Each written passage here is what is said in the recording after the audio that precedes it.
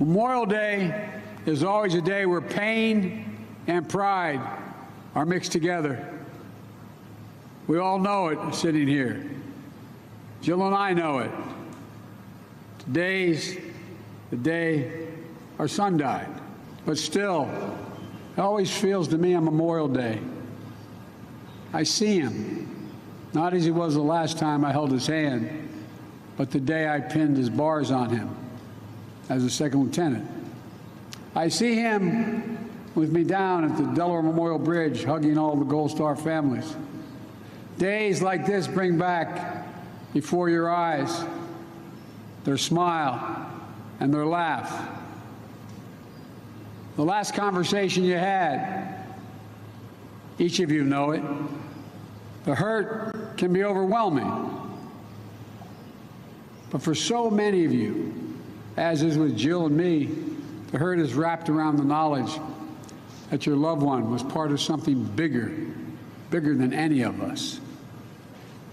They chose a life of purpose.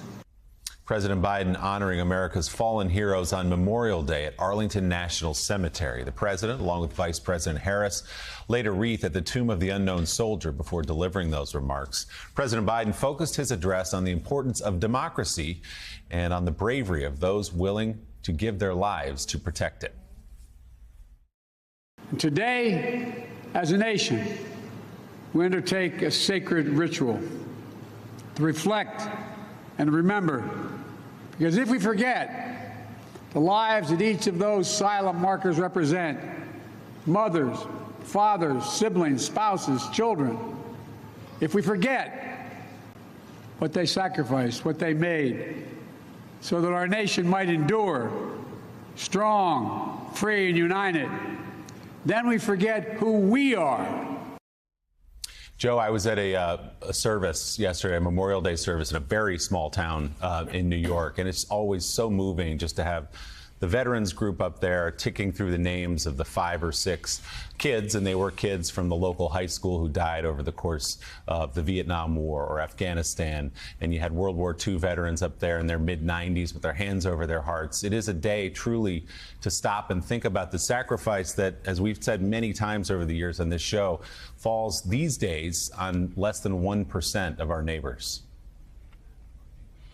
It really does. And, you know, every time we send out a message on Memorial Day, you or myself or Mika or any of us, we're flooded with stories coming back from so many people whose fathers, whose uncles, whose brothers, whose sisters gave their all. And there's an old saying, on Memorial Day, we don't know them all, but we owe them all. And that is, it's always, that's always hit me. I will say, I was reading a Military Times article a couple of months ago talking about in Memorial Day last year, it was the first year from Memorial Day to Memorial Day in this post 9/11 world. We've been fighting wars in Iraq and Afghanistan for 20 years. It was the first year where there were no combat-related deaths, and that was in, of course, May of 2021. And then, of course, we have the tragedy in Afghanistan where 13 Marines were killed. And it's just a reminder that the sacrifices are always there, even whether we're in active wars or not. There are troops right now in Syria that are standing side by side with our allies that are doing things that we don't even know about, whether it's in Syria or across the world, defending the freedom of this country and helping our allies as well. And so many you give the ultimate sacrifice there. Again, we don't know them all, but we certainly owe them all, whether, like you said, it's from World War I or II or the Korean War, that forgotten war, or Vietnam, Iraq, Afghanistan, or points, 100 different points all across the globe right now.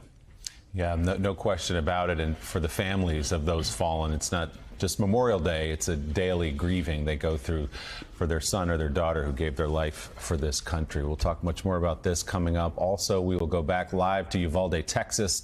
1 week now after the shooting there, the mayor of that small town is calling on lawmakers to take action in the wake of this horrifying tragedy. Also, New York City Mayor Eric Adams joins us at the table here in New York for a conversation on gun safety reform.